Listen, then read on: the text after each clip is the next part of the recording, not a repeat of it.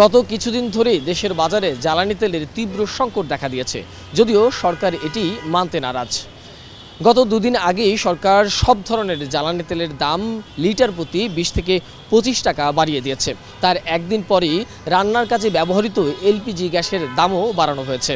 দর্শক, স্বাগত জানাচ্ছি এটিএন নিউজের নিয়মিত আয়োজন আমাদের কথায়। সঙ্গে আছি আমি মোহাম্মদ সোহাগ বিশ্বাস। পুরো পর্বে যাওয়ার আগে দেখে নেব এ বিষয়ের একটি প্রতিবেদন।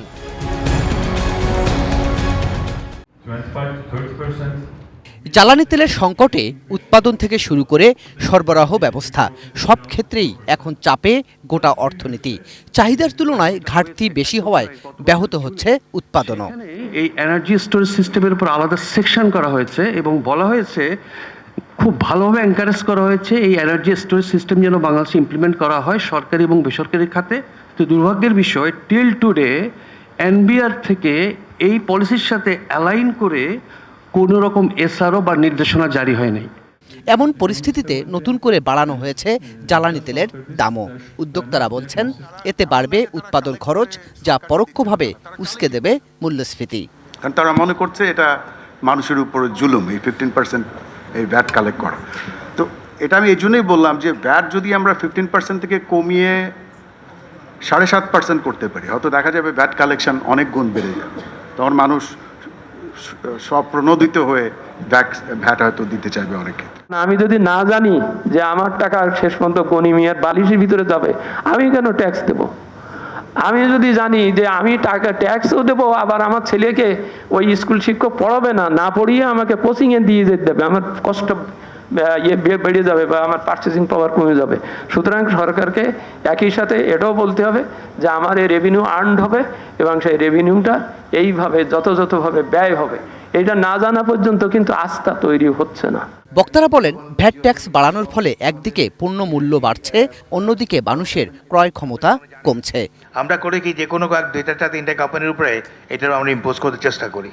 আমি রিকোয়েস্ট করবো যেন আমরা ভ্যাট বেসটাকে যেন আমরা বাড়াতে পারি এবং ফাইন্ড আউট করি কোন এরিয়াতে বেসটা বড়, সেই এরিয়াকে ধরে আমরা ভ্যাট দিতে পারি কিনা সেটা দেখি আমরা কেমন। তাই আসছে বাজেটে এসব সংকট মাথায় রেখেই বাজেট দেওয়ার পরামর্শ তাদের। Compliance with all the regulations of the tax department. গোলাম কাদের প্রভু, এটিএন নিউজ, ঢাকা।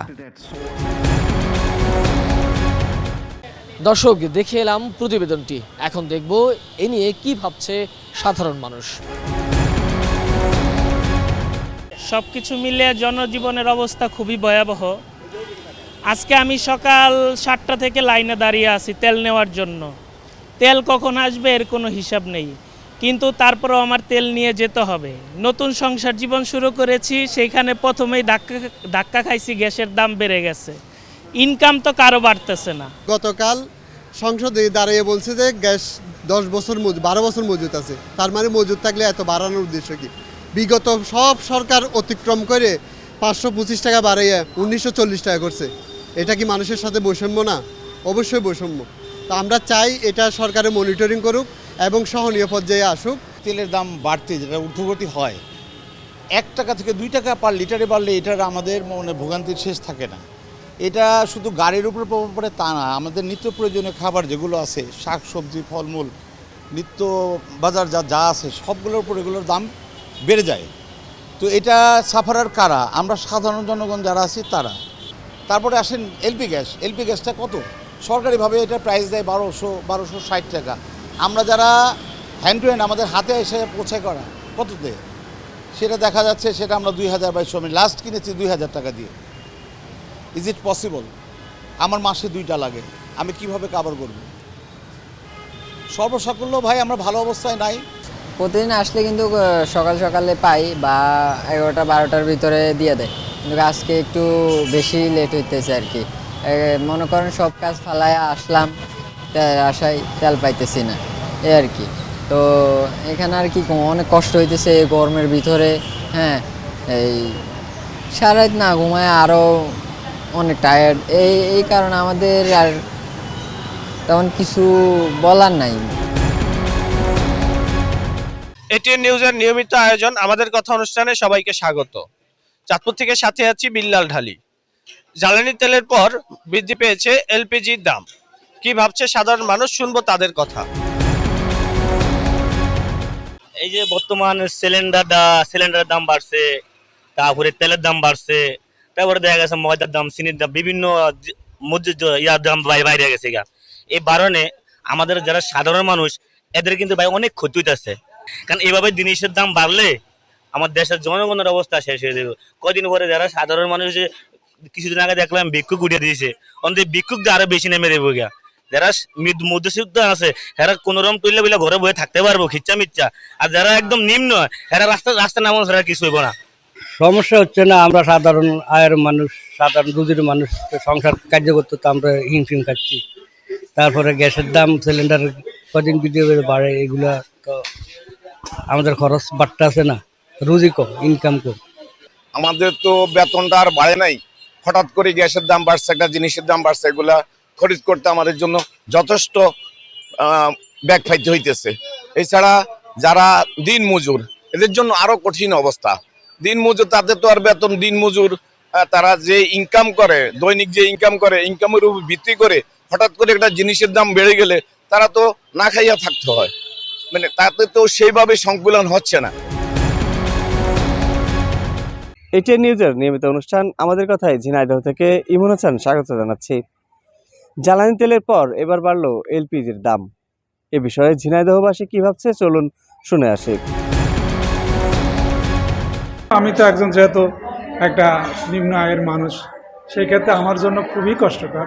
এই যে গ্যাসের দাম মাসে অন্তত এখন 2200 থেকে 2500 টাকা গ্যাসের পিছনেই যাবে। অন্য অন্য পারিবারিক দেখা যাচ্ছে অন্য দ্রব্যের দামই, সব দ্রব্যের দামই এখন বৃদ্ধি পাবে। সেই ক্ষেত্রে দেখা যাচ্ছে আমার জীবনযাত্রার মানও কমে আসবে। আমার তো ইনকাম সোর্স বাড়েনি, ফলে আমার জীবনযাত্রার মান কমে আসবে। এখন আবার সরকার নতুন করে রেট করেছে আপনার 1940 টাকা। অর্থাৎ বুঝতে পারছেন তাহলে আরও কত জনগণের ক্ষতি কী হচ্ছে। এজন্য আমাদের আগের থেকে অনেক বেচাকেনা কমছে। অতএব মানুষ অনেকে মনে করতে যে আমরা নিজেরা হলে অনেক লাভবান হচ্ছি, সে ওইটা না। কাস্টমার যদি আমরা বেচতে না পারি আমাদের লাভ তো হবে না। আমাদের একটা গ্যাসে সীমিত লাভ 50 থেকে 60 টাকা লাভ হয়, আগেও যা লাভ হতো এখনও তাই লাভ হয়।